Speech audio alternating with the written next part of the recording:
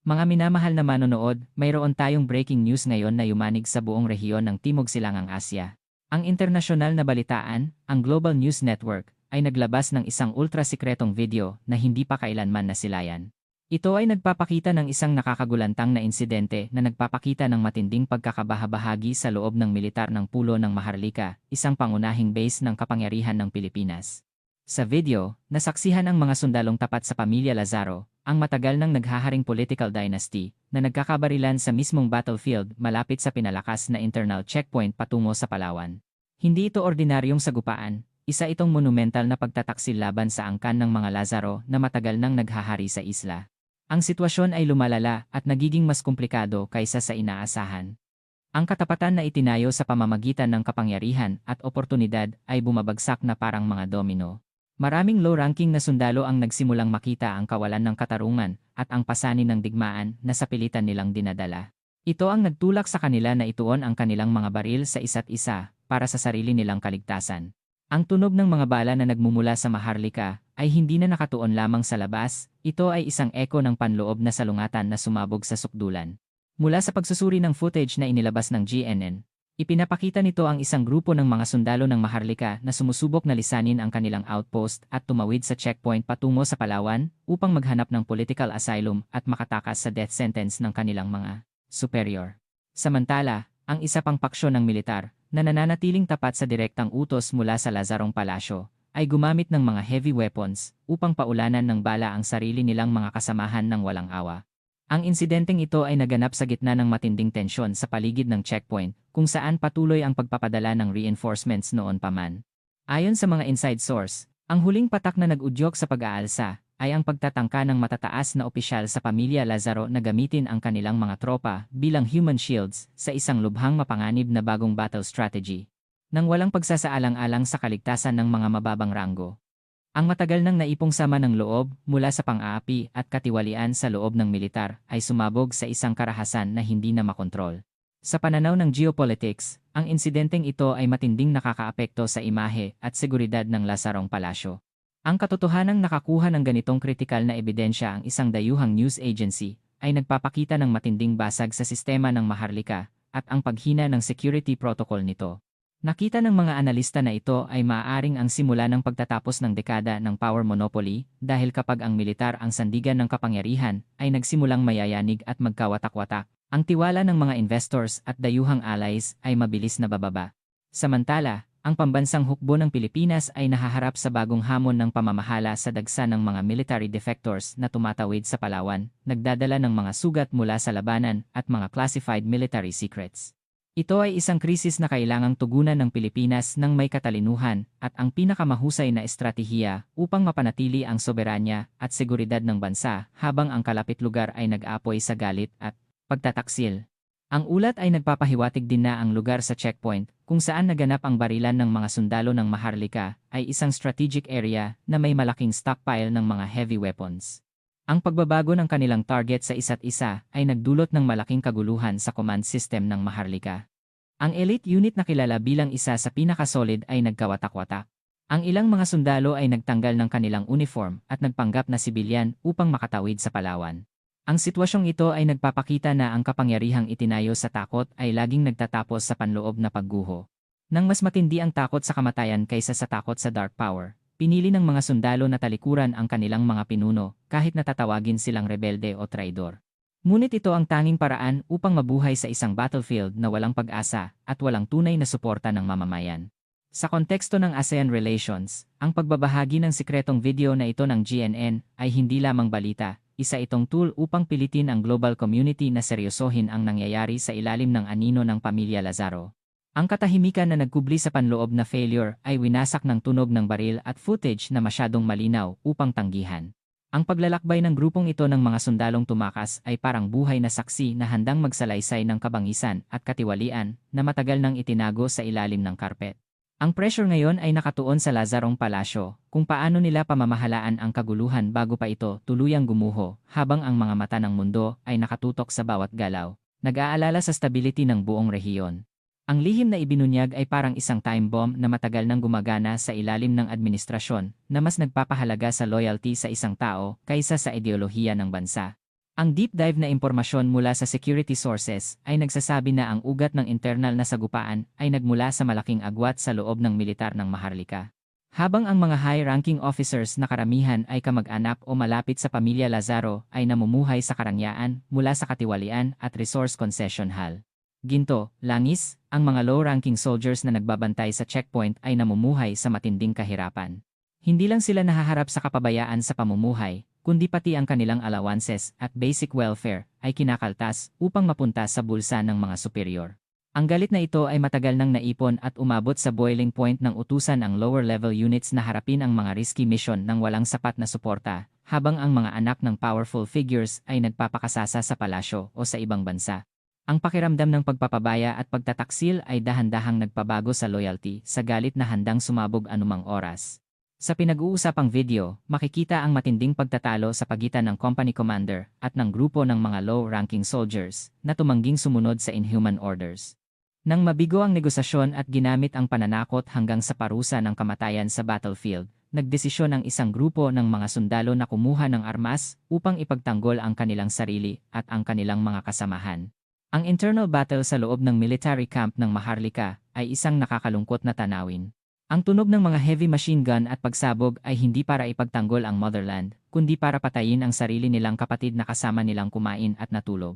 Sinasabi ng mga source na hindi bababa sa 30 sundalo ng Maharlika ang namatay sa internal clash, at marami pa ang nasugatan.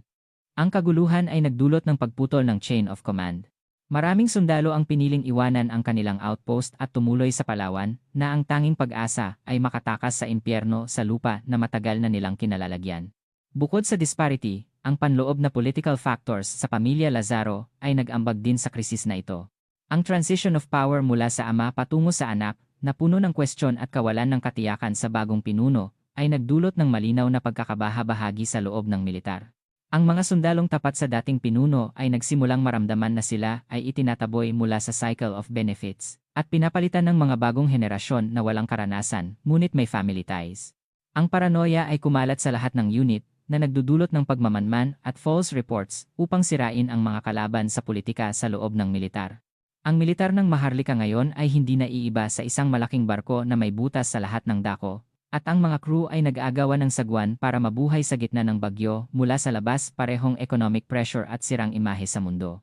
Ang pagtakas sa checkpoint ng mga sundalo ng Maharlika ay hindi lamang pagtakas sa digmaan, kundi pagtakas sa isang repressive system na walang hustisya. Nagdala sila ng mga sikretong impormasyon tungkol sa mga outpost, artillery coordinates, at mga battle plans sa Philippine authorities bilang kapalit ng proteksyon. Ang impormasyong ito ay kritikal para sa seguridad ng Pilipinas dahil ipinapakita nito ang mga kahinaan at basag na nakatago sa loob ng puwersa ng kalapit lugar. Kailangang pamahalaan ito ng Philippine government ng maingat upang hindi maituring na panghihimasok sa panloob na usapin ng Maharlika habang pinapanatili ang national interests. Ang pagpili ng mga sundalo ng Maharlika na tumakas patungo sa Palawan sa halip na mamatay sa sarili nilang bansa ay matibay na patunay na sa panahon ng krisis, ang mga tao ay naghahanap ng kalayaan at seguridad sa lugar na mas pinaniniwalaan nila kaysa sa mga salita ng isang makasariling pinuno. Sa huli, ang sitwasyon na ibinunyag ng GNN ay iceberg tip lamang ng mga problemang malalim na nakaugat sa Maharlika. Ang pagtatangka ng Lazarong Palasyo na pigilan ang balita at i-divert ang issue sa pamamagitan ng paggawa ng panlabas na conflict ay hindi nagagana pa, dahil ang katotohanan ay naitala ng camera lens at kumalat na sa buong mundo sa pamamagitan ng internet. Ang tiwala na dati ay matibay na parang bato ay nagbibitak-bitak na, at handang gumuho kung hindi aayusin ang ugat ng problema ang katarungan at kapakanan ng mga sundalo at mamamayan ng pantay. Ang maliit na internal conflict na naganap sa checkpoint ay maaaring ang simula ng isang malaking pagbabago na hindi pa naranasan ng Maharlika sa modernong kasaysayan. Balikan natin ang deep details sa world-shaking video. Ang mas nakakagulat kaysa sa barilan ng sarili nilang kasamahan ay ang footage na nagtatala ng engkwentro sa pagitan ng Command Security Unit at ng Special Operations Unit na kilalang pinaka-loyal sa pamilya Lazaro.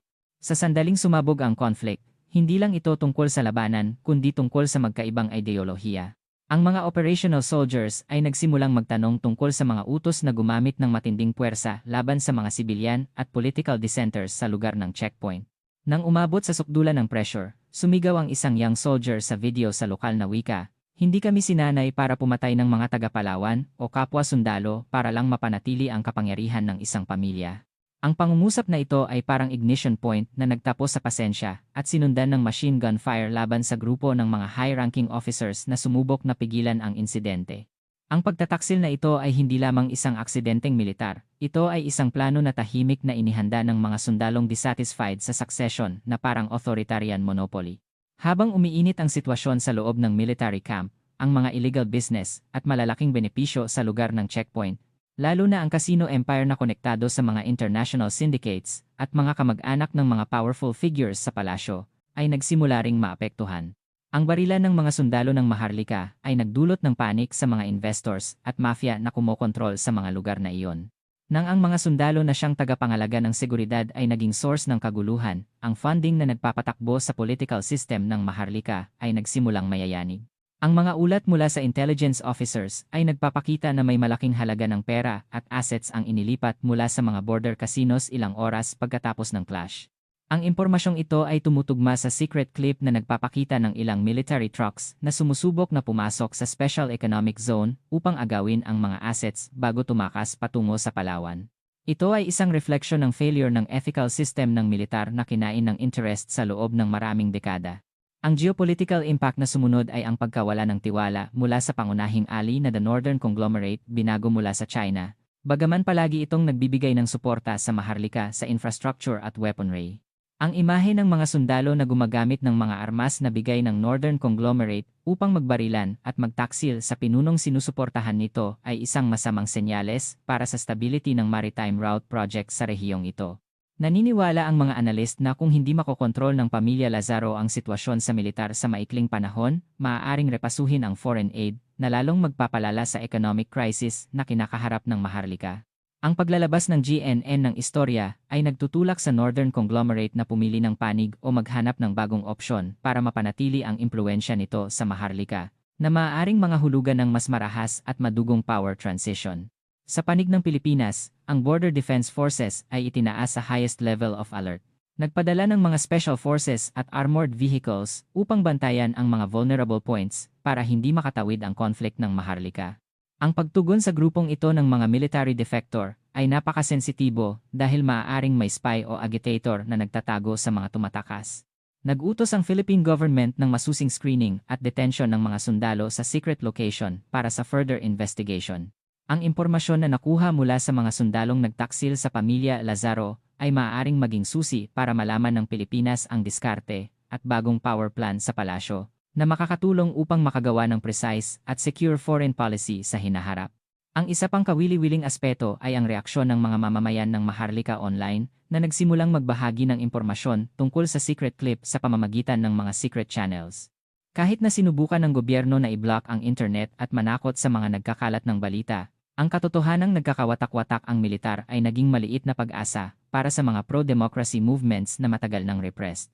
Ang pagtataksil ng mga sundalo ay hindi lamang tungkol sa manpower, kundi ito ay ang pagguho ng pader ng takot na matagal nang bumabalot sa isip ng mga tao.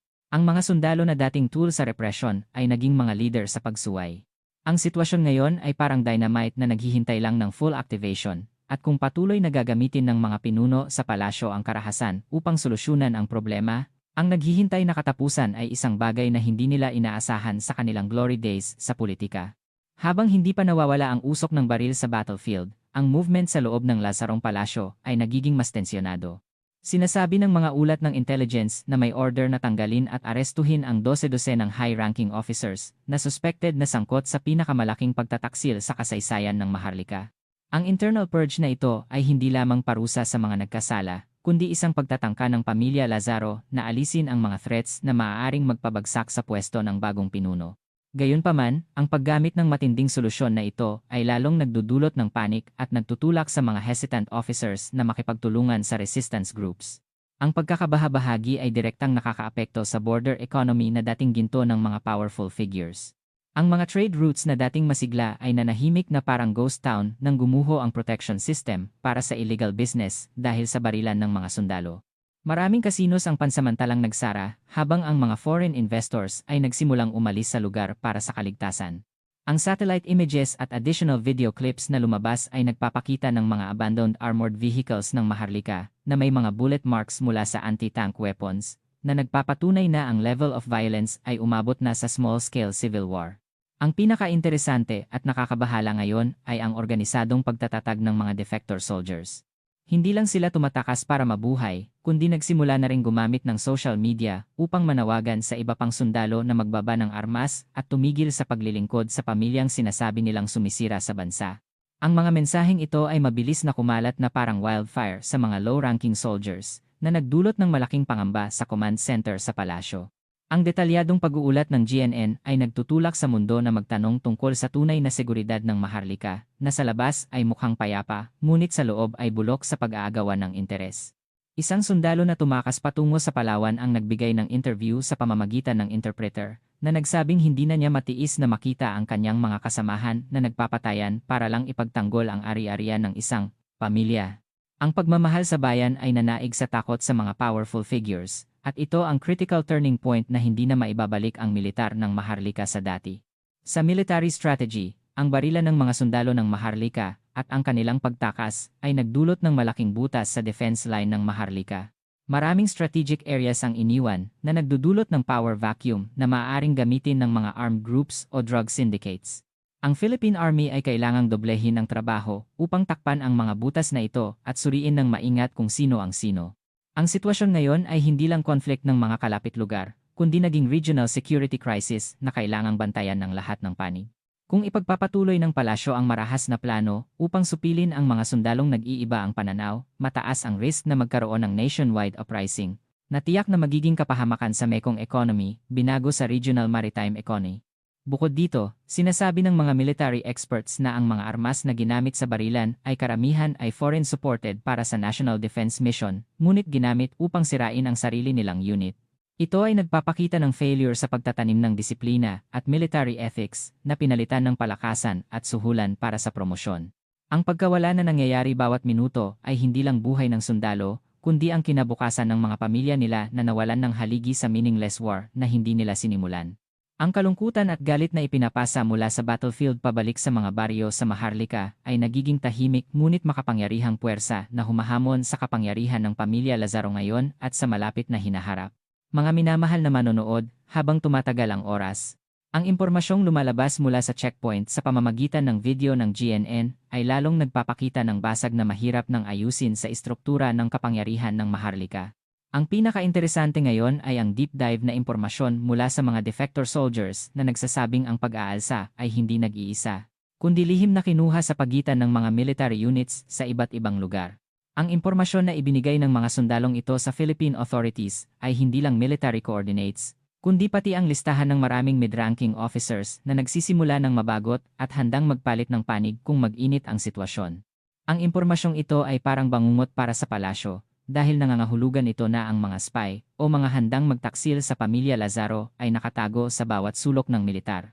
Ang suspisyon na lumalabas ay nagdulot ng pag-aatubili sa mga high-level leaders na mag-utos ng malakihang pagpapakilos ng tropa dahil sa takot na ang mga armas at puwersa na iyon ay babala sa kanila sa huli. Samantala, ang reaksyon ng international community ay nagiging mas malinaw nang kumalat ang ebidensya ng barilan at internal betrayal. Ang International Human Rights Organization ay nanawagan para sa investigasyon sa status ng mga sundalong arestado sa palasyo dahil sa mga ulat ng torture at extrajudicial killings. Ang pressure na ito ay lalong nagpapahina sa imahe ng gobyerno ng Maharlika sa global stage. Mula sa pagiging bansa na mabilis ang economic development ay naging bansa na vulnerable sa civil war at matinding human rights violations. Nakita ng mga geopolitical analysts na ang incident ng pagtakas ng mga sundalo ng Maharlika patungo sa Palawan ay simula lamang ng isang malaking alon ng mga refugee na maaaring sumira sa internal economy dahil sa kawalan ng tiwala at lumalawak na internal fighting. Ang Pilipinas, bilang kalapit bansa na may mahabang border, ay hindi maiiwasan ang impact na ito. Ang isa pang nakakagulat ay ang secret clip ng GNN na nagpapakita ng failure ng communication system sa loob ng militar ng Maharlika. Ang mga sundalo sa checkpoint ay cut off mula sa Central Command sa loob ng ilang linggo, na nagdulot ng misunderstandings at clashes sa maraming lugar ng hindi alam ng Central Command. Ang inefficiency na ito ay nagpapakita ng corruption sa budget para sa communication at military technology, kung saan malaking halaga ng pera ang inilihis para sa personal use ng mga high-ranking officers. Ang paggamit ng mga low-ranking soldiers ng personal cellphones para sa battle commands ay nagpapadali sa leakage ng secret information at nagiging channel para sa foreign intelligence agencies upang makakuha ng battle plans ng madali. Ang sitwasyon ngayon ay parang ang Maharlika ay nakikipaglaban sa sarili nitong multo, kung saan ang pinaka-nakakatakot na kalaban ay hindi ang foreign army kundi ang galit at katotohanan na matagal nang sinupil. Para sa Pilipinas, ang pagtataksil ng mga sundalo ng Maharlika sa kanilang pinuno at ang paghingi ng kanlungan sa Pilipinas ay parang dalawang talim na espada. Sa isang banda, nakakuha tayo ng critical secret information, ngunit sa kabilang banda, kailangan nating dalhin ang risk na akusahan na sumusuporta sa mga rebelde. Ang Philippine government ay kailangang magpatupad ng diplomatic policy nang maingat at nakatuon sa humanitarian principles, kasabay ng pagpapanatili ng security sa checkpoint. May mga ulat na ang Philippine authorities ay nagtatag ng temporary shelter sa secret location para sa masusing screening ng grupong ito ng mga sundalo na may background check at fingerprinting upang maiwasan ang pagpasok ng mga terrorists o transnational criminals. Ang professionalism ng Philippine Army sa ganitong delikadong sitwasyon ay pinuri ng international community bilang model ng matalino at kalmadong border crisis management sa gitna ng bagyo ng conflict ng mga kalapit lugar. Sa huli, ang katotohanan na ang mga sundalo ng Maharlika ay sumuko at itinutok ang kanilang baril sa sarili nilang kasamahan kapalit ng buhay sa Palawan ay isang mahalagang paalala na ang kapangyarihang nakuha sa pang-aapi ay hindi kailanman magtatagal. Kapag dumating ang araw na napagtanto ng mga mamamayan at ng militar na mas mahalaga sila kaysa sa pagiging pawn ng isang pamilya, iyon ang katapusan ng lahat ng authoritarian regimes. Ang video na ibinunyag ng GNN ay hindi lang balita, kundi isang historical record na nagpapakita na ang hangin ng pagbabago ay umiikot muli sa Maharlika, at sa pagkakataong ito, ito ay mas matindi kaysa sa sinumang kayang pigilan sa pamamagitan lamang ng military force. Ang konklusyon ng epic betrayal na ito ay humahantong sa isang irreversible turning point sa kasaysayan ng Maharlika. Ang paglalantad ng GNN ng secret clip sa mata ng mundo ay hindi lang reporting ng isang ordinaryong border war, kundi ito ang marka ng pinakamatinding pagguho ng tiwala ng militar sa pamilya Lazaro. Kapag nakita na ng mga operational soldiers na ang tunay na kalaban ay hindi ang kalapit bansa, kundi ang rehimen na sumisipsip ng kanilang dugo at laman para sa kayamanan ng isang grupo, ang tapang na tumalikod sa death sentence at tumakas patungo sa Pilipinas ay isang simbolo ng panawagan para sa kalayaan na ipinagpalit sa buhay. Habang ang palasyo ay puspusan sa pagtanggi sa katotohanan, ang ebidensya na kitang-kita ang tunog ng baril, ang barilan ng sarili nilang kasamahan, at ang pag-abandona sa outpost ay naging mansa na hindi mabubura sa global stage. At ito ang simula ng paranoia na kumakain sa puso ng mga pinuno ng Maharlika ngayon. Sa pananaw ng strategic analysts, ang pagkakabahabahagi sa loob ng militar ng Maharlika ay malaking pagbabago sa balance of power sa rehiyon ng ASEAN. Ang Philippine Army, bilang observer at direct recipient, ay nagpakita ng mahusay na kakayahan sa crisis management parehong border defense at humanitarian management sa mga defector soldiers. Ang malaking impormasyon na dumadaloy sa Philippine intelligence sa pamamagitan ng mga defector ay magiging critical na tool para sa long-term negotiation at strategic planning. Maging ito man ay tungkol sa disputed areas o border trade agreements.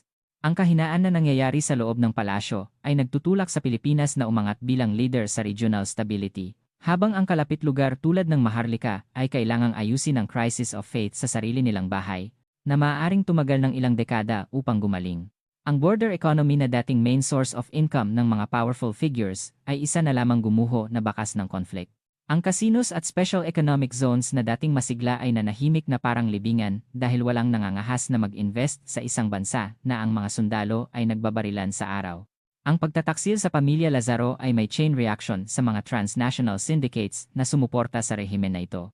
Kapag hindi magagarantiyahan ang basic security, ang malalaking pondo ay nagsisimulang umalis sa Maharlika at dumaloy sa mas matatag na bansa tulad ng Pilipinas at Vietnam.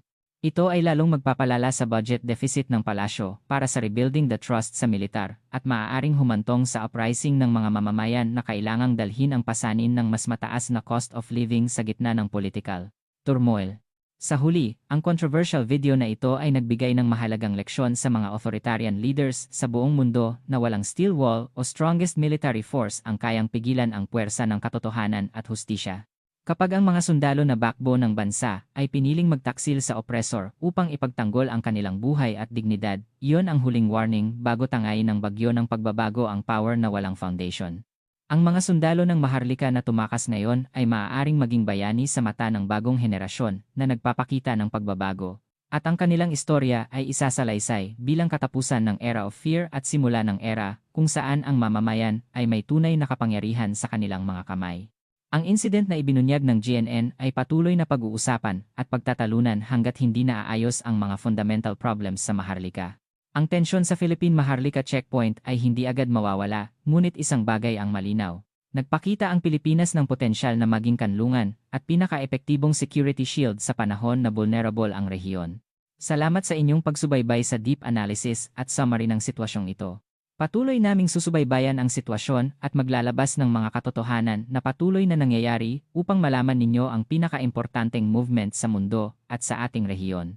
Para sa araw na ito, ang istorya ng pagtataksil at pagtatangka na tumakas ng mga sundalo ng Maharlika ay nagpatunay na ang lihim ay hindi kailanman mananatili at ang kapangyarihan na walang pagmamahal mula sa mamamayan ay marupok na kapangyarihan.